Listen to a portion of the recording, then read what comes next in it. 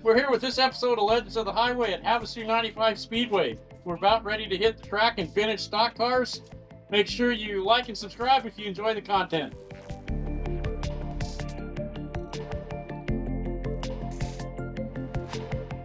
Hey, Steve Foster here for another episode of Legends of the Highway. Today we're at Havasu 95 Speedway in beautiful Lake Havasu City in Arizona. Today we've got a collection of vintage stock cars, and we're part of the program tonight. They run all different varieties of stock cars, go-karts, sprint cars out here, and we put together a program where we're going to be running vintage appearing NASCARs from the 50s, 60s, and I think we've even got one from the 30s that's going to be coming out here. So we're looking forward to it. We're going to try to start a series out here on the West Coast with vintage stock cars. We've got a 1968 Richard Petty Plymouth Roadrunner with the iconic 43. We've got the Curtis Turner 41.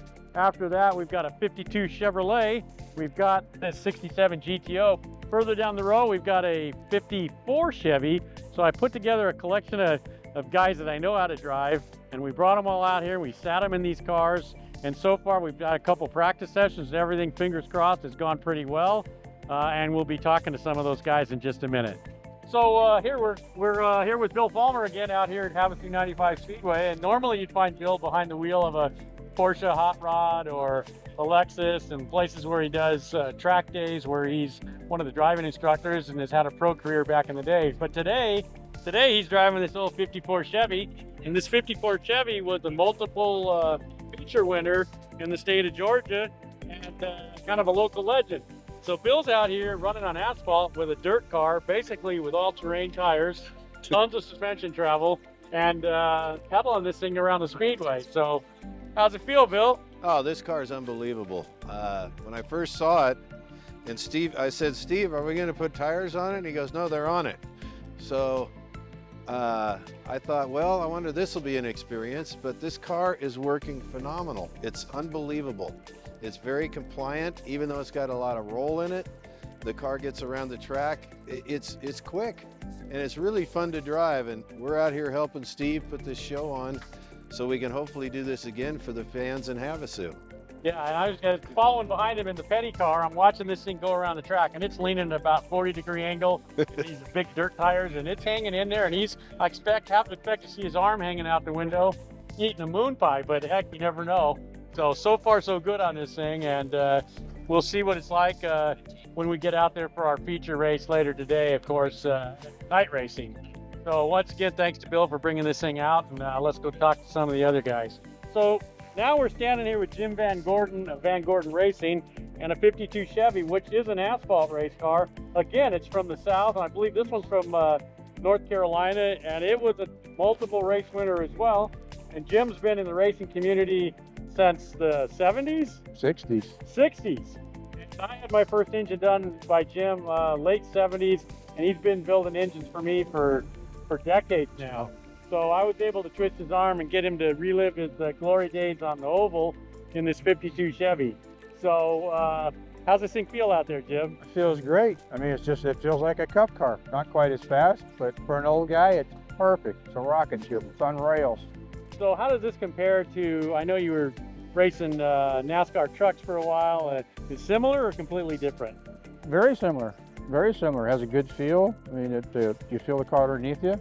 I would compare it at about 90%. Wow, so yeah, that's impressive. No, Old Chevy body feels pretty good on the track. So I think it's only a matter of time before Jim has the hood off and he starts working his magic on the carburetor and pulls the valve cover and starts checking the lash. So we'll see how that goes later on today. And now let's go bother the doc with the Galaxie. So now we're looking at this 65 Holman and Moody Galaxie. This is a special car. It was a Curtis Turner car, who was one of the iconic racers in NASCAR in the early 60s and tragically passed away before he could undoubtedly have set records. It would have been tough to beat. Phenomenal driver. So this is a pretty nice vehicle powered by a 427. This car does have the correct 427 in it. Top loader transmission, Ford 9-inch rear end, and we're seeing another appearance here by Dr. Mork, who did an episode with us with his Porsche 906, and now he's got the Galaxie. So this practice session is the first time he's had a chance to drive it. So talk about being thrown into the fire. So how is this thing to drive? It's big, and it's got some soft tires on it. It's got slicks on it, so it kind of moves a little bit like this, and the brakes are pretty good. We put some disc brakes on it, so but it's kind of wallows a little bit, and then when you get the straightaway, you hit the gas, it goes really well. That big motor hauls this car around pretty good, but it's a big car to be tossing around the corners. And that doesn't surprise me because it's a quarter-mile oval, which is, you know, basically a little local bull ring, and these guys do a great job out here at Havasu 95. So now we're standing next to the 1968 Petty Roadrunner. So in 1968, Richard Petty was running a Plymouth Roadrunner. He was famous with the Plymouth Round for many, many years and wins during his unmatched career. In '68, the boxy Roadrunner was proving to be not so fast on the super speedways, although it was very successful on the short tracks. And Richard Petty actually defected to Ford for 1969 before returning to Plymouth with the iconic 1970 Superbird. This car, of course, is a tribute because the real '68 Roadrunner was lost, and the Pettys don't have it, and nobody else does either that any of us are aware of. So this is a fairly accurate representation. Was run in vintage stock car races back in the Midwest and South. Had a number of wins. It's currently running a small block wedge, although we do have the correct Hemi for it that we've been debating installing in the car. So I'm looking forward to getting it out there. It's got a shock absorber that's blown out, so it's a little bit bouncy. We're going to try to get that fixed before the main event. So now I'm standing here with Glenn Marinick, and kind of as a side, Glenn and I used to work together in the highway patrol way back in the 80s and early 90s, and so we've known each other and been good friends for many years.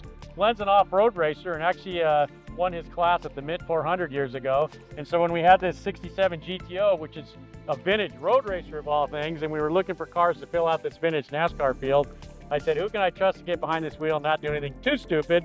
So I gave Glenn a call, and he got in this car for the first time in the practice session and was having a great time. And the motor in this thing is a Pontiac engine, but it's built by Jim Van Gordon, who we interviewed earlier. So it's a beast. And so how does this thing run, Glenn? Oh, it's it. I'm going to say, even being yellow, it's freaky fast. This is a heck of a car. I was impressed. The acceleration's great. Car's better than the driver probably at this point, but I think if I got to practice a little bit in it, this car would be super, super fast. Yeah, so we're looking forward to seeing Glenn and the rest of us out here and reliving our old glory days on the track. And you know, neither one of us we were professional drivers, but we were doing it for a different reason than Bill and Jim and guys like that. So we're just trying to stay out of their way and have a good time. So take a look at us in the main.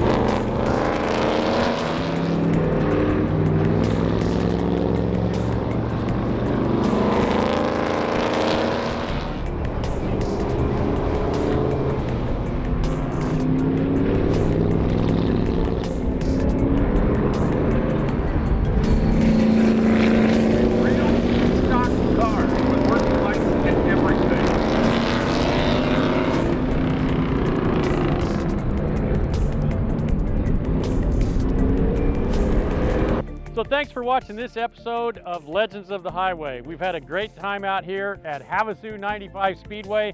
It's a great family-run business. I highly encourage you to come out to the Speedway for their regular events, and they have an incredible dry boat races that end the season every year and a huge fireworks extravaganza. It's been a great time out here. Come on out and visit Havasu 95. I'd also like to ask you to like and subscribe to the channel if you enjoyed this. We've got a lot more cool content coming your way. We'll see you at the next one.